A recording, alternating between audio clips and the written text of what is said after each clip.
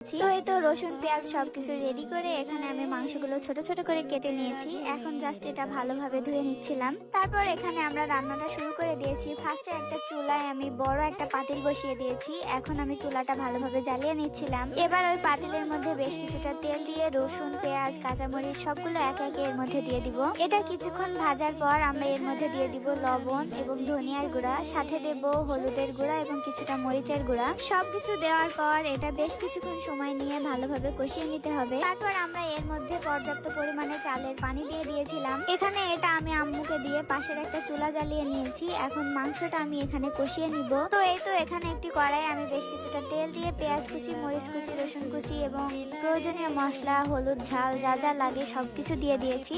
এখন মশলাটা একটু ভালোভাবে কষিয়ে আমি মাংসগুলো এর মধ্যে ঢেলে দিব। এখন মশলার সাথে মাংসগুলো নাড়াচাড়া করে আমি খুব ভালোভাবে মিশিয়ে নিচ্ছিলাম। এখন একটু সময় নিয়ে আমি মাংসটাও কষিয়ে নিচ্ছিলাম। এটা কষানো হয়ে গেলে আমি এর মধ্যে অল্প একটু পানি অ্যাড করেছিলাম, বেশি না।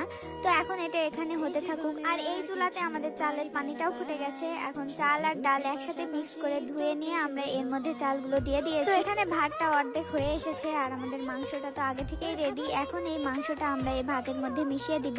এবার আমি ভাতের সাথে মাংসটাকে খুব ভালোভাবে মিশিয়ে নিচ্ছিলাম। তারপর লাস্টলি আমি এর মধ্যে বেশ কিছুটা পরিমাণে বাটা মশলা অ্যাড করেছিলাম। তো এই তো রান্নাটা প্রায় শেষের দিকে। এখন এটাকে আমি ভালোভাবে নাড়াচাড়া করে জাস্ট একটা ঢাকনা দিয়ে এটাকে ঢেকে দিয়েছি। পরে আমার আম্মু এর মধ্যে একটু ঘি অ্যাড করেছিল, দেন আবার একটু ভালোভাবে নাড়াচাড়া করে এটাকে রেখে দেওয়া হয়েছিল। তো এই তো রান্না পুরোপুরি শেষ। এখন বড় বড় পাতিলে আমরা জাস্ট এগুলোকে ঢেলে নিচ্ছিলাম। তো এই তো এখানে খিচুড়ি পুরোপুরি রেডি। আর সাথে আমি কিছুটা বিস্কুট কিনে রেখেছিলাম ওদের দেওয়ার জন্য, তো এগুলোও আমি ওর সাথে দিয়ে দিব। আর আমার আম্মু চলে গিয়েছিল পাড়ার ছোট ছোট বাচ্চাদেরকে সবাইকে ডেকে আনার জন্য। তো এর মধ্যে একে একে সবাই চলে আসে আর আমি দেওয়া স্টার্ট করে দিই। তো এভাবেই একে একে সবাইকে দেওয়ার পর লাস্টে একটু বেঁচে গিয়েছিল। তো এখান থেকে আমি অল্প পরিমাণে নিয়েছিলাম, কারণ আজকে দুপুরে আমি কিছুই খাইনি। সাথে সালাদ, কাঁচামরিচ এবং আগের দিনের একটু মাংস রান্না ছিল ফ্রিজে, তো ওটা আমি গরম করে নিয়েছি। দুপুরে যেহেতু কিছুই খাওয়া হয়নি, আমার অনেক বেশি ক্ষুধা লেগেছিল, যার কারণে আমি অনেকটা পরিমাণে খেয়ে ফেলেছিলাম। আর খিচুড়িটা অনেক বেশি মজা হয়েছিল। আর লাস্টে এখানে কিছুটা পরিমাণে আমি পোড়া ভাত নিয়েছিলাম। এগুলো একদম পাতিলের তলায় লেগে থাকে, তো এগুলো আমার আম্মু আমাকে উঠিয়ে দিয়েছিল। এগুলো কিন্তু খেতে অনেক বেশি মজা। তো এভরিওয়ান, ভিডিওটা এই পর্যন্তই। তোমরা আমার ব্লগ ভিডিওগুলো অনেক বেশি পছন্দ করো, তো তোমাদের জন্য পার্সোনালি ভিডিওটা বানিয়েছি।